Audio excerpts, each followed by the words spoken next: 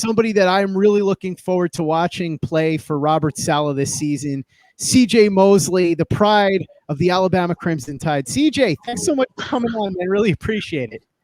Yeah, appreciate you. How y'all doing? Doing great. I know Luke's in Australia, so right now I don't even know what time it is. What time is it in Australia, Luke? It's about 10:15 in the morning, so we're doing okay. That's crazy. Prime time here and a little past 10 in the morning in Australia. But CJ, the first thing I wanted to ask you about before we get into what you're going to be doing for the Jets this year, and I want to ask you about how you think you're going to fit in Robert Saleh's defense and what you think of the new coach and all of that. But first, because it's draft night, there's always a lot of Alabama players that are going to get picked high. And obviously you were a first-round pick yourself quite a few years ago. I wanted to ask you before we get into the bigger prospects, Dylan Moses, it's a guy that plays the same position as you, inside linebacker. How much of an opportunity have you had to watch him? And if you've had a good amount of time to watch him, what do you think of his game? How do you think he's going to translate the next level? He's like the prototype of the new age linebackers. You know, the guys that are smaller, can run around blocks, make plays on receivers and tight ends and running backs.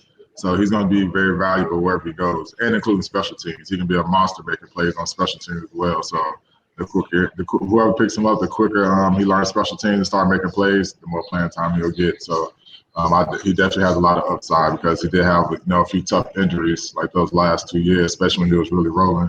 So he'll get back going.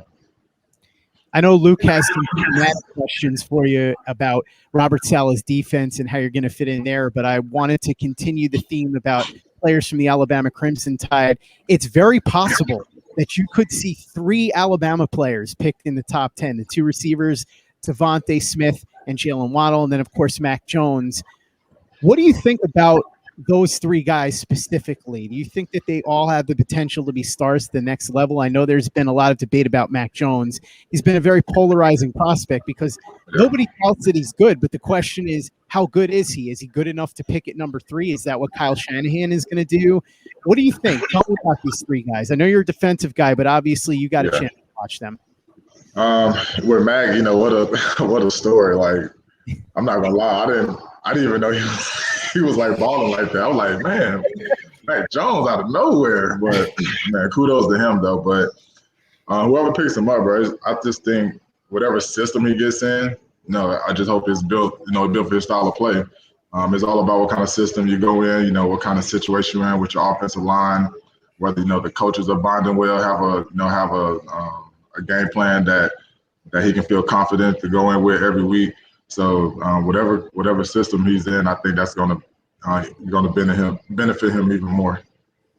Speaking of systems, that's a good transition from a base 3-4 to a base 4-3 under Robert Saleh, the new head coach, comes in from the San Francisco 49ers. Jeff Ulbrich going to be the defensive coordinator. He comes in from the Atlanta Falcons. And Luke, I know this is something that you and I have talked about a lot. So you've got some schematic questions for CJ. So he's right here. Why not ask him instead of just kind of trying to ask each other what we think he would do? Yeah, CJ, thanks for coming on, man. A pleasure to have you on with us. Going from the 3-4 to the 4-3, obviously Greg Williams, there was a lot of stunts from the D line and a lot of kind of 2-gapping. Saleh's scheme, a lot more aggressive 1-gap penetration. How does that affect your role as a middle linebacker, and how do you see that impacting your game? Yeah. So, well, first thing, when you're in the defense, you play all of them. Like you might start in 3-4, you might start in 4-3, but you playing every single one by the end of the game. So, as far as that part of the scheme, that's not really concern. But just to speak on the run game, with Coach Williams' past defense, we was running downhill, fitting gaps more with the linebackers. So far, what I've seen with the defense that we're doing now, our defensive line, our ends, they're setting the penetration, they're getting the gap. So the linebackers aren't as run heavy as I've been playing pretty much my whole career. So, but I mean that's less headaches I got to worry about with the big guys. So our D line is going to definitely be the ignition to our defense. Yeah, it's CJ. I know a lot of people, talk about you playing in the box, but your coverage skills are extremely underrated. I look back to the last time you were healthy against Buffalo, the play you actually injured your groin on, I believe, when you made that pass breakup. Are you excited to do a little more of that, being coverage play, not so committed to the run? Is that something that you think is an undervalued part of your game and something that you excel at that maybe you don't get the recognition you should? Yeah, Don, it's always fun, being in coverage, making those big plays, interceptions, ball deflections, getting the ball out. So, I mean, that's what it's all about. That's how you get paid. That's how you be successful in this league, getting turnovers and, causing fumbles. So just to be more intact and to know about routes even more. So that's one thing about just, once you get in the league and you start developing, techniques and, seeing things that the offense does, just being able to read the offense and see how people line up. And just when you make the right read, you get on that right route, it just feels good after doing all that work. Yeah, last one from me, CJ. Obviously, really disappointing for you with the groin injury, and must have been really tough after an incredible first half in Buffalo. Personally, you had the fumble recovery and the pick six, and everything looked incredible. The start to the Adam Gase era. Were you kind of glad to have last year off to get your body right? And do you feel refreshed and just ready to attack this season and in a much better place than you were 12 or 18 months ago? To put it in perspective, man, I just say it's a blessing in disguise. So, I mean, there was some ups and downs through the whole thing. There's some good days, some bad days. But at the end of the day, man, it was a blessing in disguise. And, what was meant to be was meant to be. So, I mean, all I can do is just, for these next 4 years, or however long I'm with the team, I give them all. So that's all I'm worried about. Awesome. You had conversations with Jeff Ulbrich and Robert Saleh yet? Yes. I'll talk to Coach Saleh, I think the first day he got in, and Coach Ulbrich once he got in. So, I've pretty much been back up that way pretty much since January. So I wanted to make sure I met all the coaches. Met Coach Rudy, linebacker coach, HP, Six linebacker coach. So we've been in meetings with the off-season program starting. So I mean, we pretty much getting it rolling. How about some of the new players, Eric Davis, who joins you in the linebacking core? Have you had an opportunity to talk to him yet? Just on our virtual meetings so far. So, but now I've definitely seen him on film plenty of times, making plays. He's a big hitter. So. It's an upgrade with our room. It's a lot of new pieces, so it feels like everybody's just kind of starting back over. So that's one unique thing with me coming back into a new defense, new coaching staff. Even though I was with the team, the first year when I had my injury, but it's like I never really got just kind of down into our defense. So having just pretty much like a fresh restart, it's just it's like I'm right back where I was in a sense. So. Like I said, man, I'm just excited to get back on the field. CJ came from a winning culture in Baltimore, and that's what Robert Saleh is trying to bring here to the New York Jets, and obviously so is Joe Douglas. Joe Douglas has a Super Bowl ring, and Robert Saleh went to the Super Bowl with the San Francisco 49ers.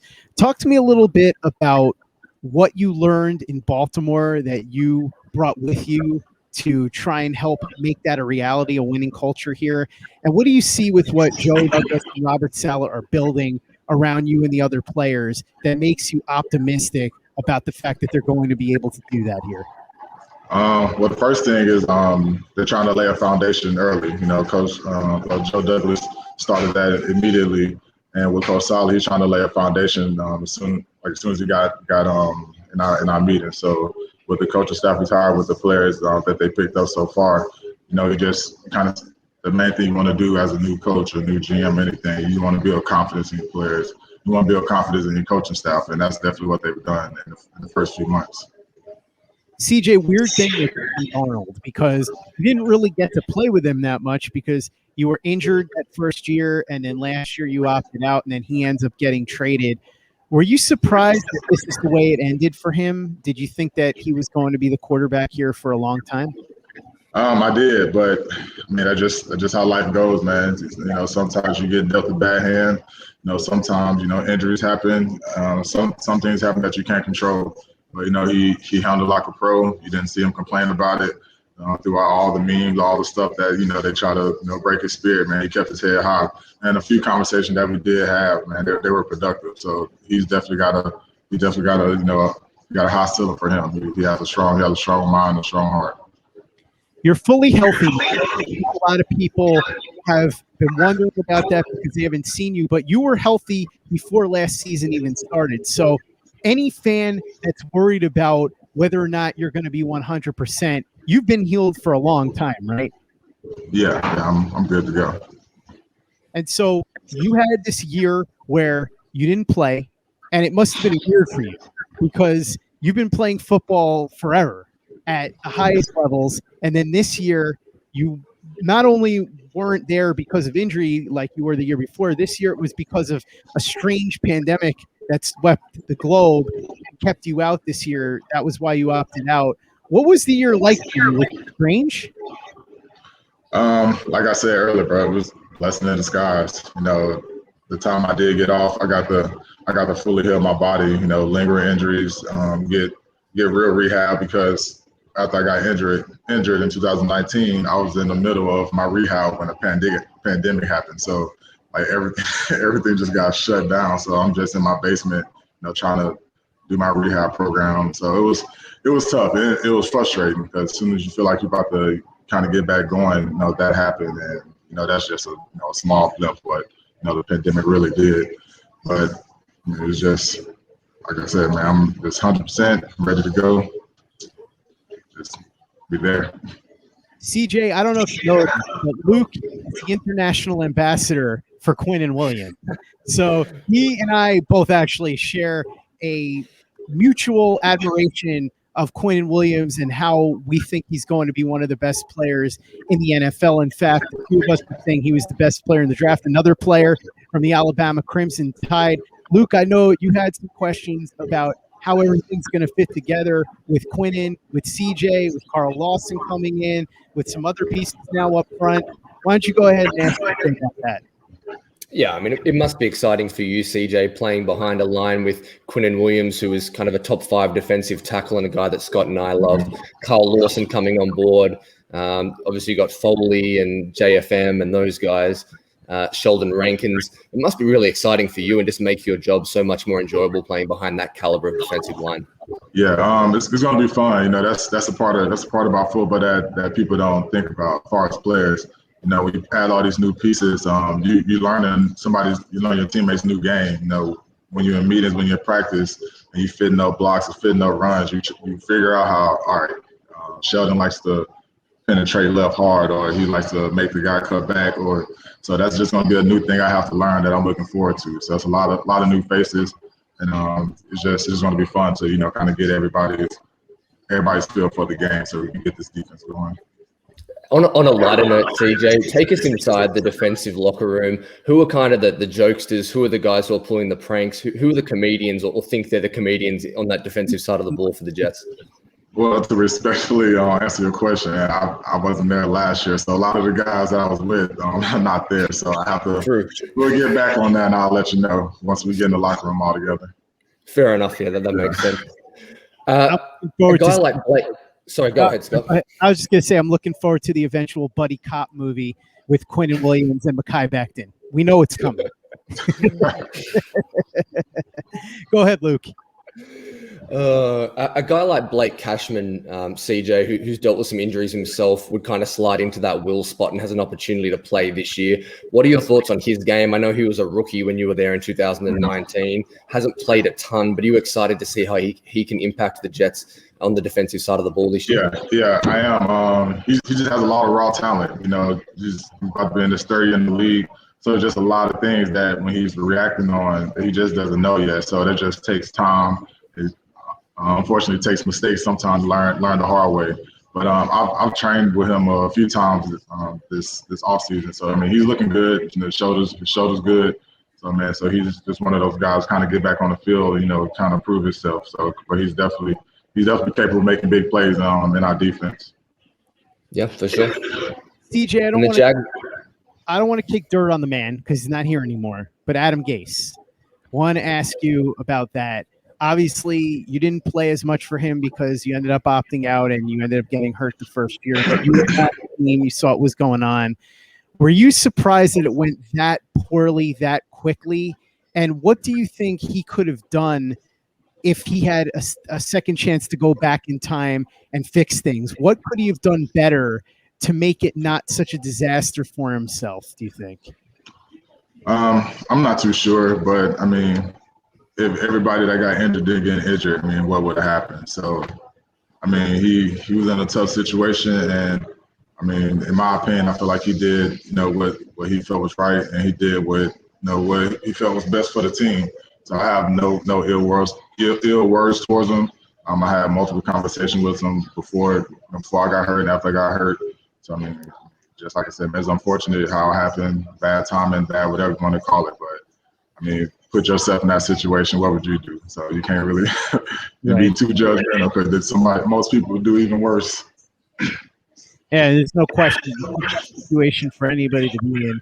And what I kept telling people was, as much as we all disliked, as Jets fans, Adam Gase, the football coach, everybody has to remember that there's still Adam Gase, the human being. And that's something that sometimes, unfortunately, fans forget. You lost just a little bit. Yeah, exactly. You weren't here, CJ, but we had a situation with a former general manager where people were actually putting up billboards to insult this guy and try and get him fired. And I never understood that. I thought that was way too far. So, hopefully that doesn't happen with Robert Saleh or with Joe Douglas, but I'm pretty optimistic. When you look at what the Jets have in terms of draft assets now, what do you think that Joe Douglas, Robert Saleh, the rest of the decision makers around the team can do to help build around you and the rest of the existing talent? Because, look, let's be honest, the team went 2-14 last year, so there's a reason for that. The guys weren't as well stocked at a variety of different positions as you could be. Obviously, in free agency, there were some additions made, but a lot still needs to be done. What can be done in the draft here, do you think, to help build on what you guys already have? Well, I'm with you and probably every other Jets fan when I'm thinking we're going to get a quarterback for our second pick. I'm guessing it's going to be Wilson. I have no idea. For our second pick, I guess it really depends, like who's still on the board at that time. I mean, maybe we get one more weapon on offense. Maybe if there's a decent corner or somebody in the back end, just to have some more depth and some youth. But other than that, I'm not too sure. I'm not the draft guru, so that's all I got. That could be your next job. Once you retire, you can become the next Mel Kiper Jr. But the thing is, if you're going to become Mel, you got to get the Mel hair. So you got to start with I joked that I was going to wear a Mel Kiper wig tonight, but I couldn't find one in time for the show. So, CJ, thank you so much for coming on. I know you're coming back a little bit later because we're going to talk about the second pick. But before you run, I know you said that you're expecting a new quarterback tonight, and you don't have any inside information. But what do you think the vibe around the team is going to be when the new quarterback comes in? Because you were there in Baltimore when something similar happened with a different quarterback, Lamar Jackson. How is that going to change the mood around the team, and what do you think the effect is going to be there? I feel that we should all come in and whoever's going to be our quarterback this year have full confidence. That's the main thing. And have an offensive line, receivers, tight end, everybody that's together, and that's one. So that's what it's all going to be about, because we have a rocky foundation. It won't matter who's that quarterback. So once our foundation is fully set, I think we'll be good to go. By the way, CJ, before you run, I should tell you, and this may shock you, and you can see it on your screen right now, but the Jaguars have picked Trevor Lawrence. At this moment, you could knock me over with a feather. I'm absolutely stunned. So, CJ, thank you so much for coming on with us. We'll talk to you a little bit later on in the evening. I hope you enjoy the rest of the night leading up to that. And listen, let's just hope that whoever the Jets pick now that they're on the clock turns out to be the guy that will help turn the Jets around the way that Lamar Jackson did for the Baltimore Ravens. Yep, sounds good. Talk to you guys later.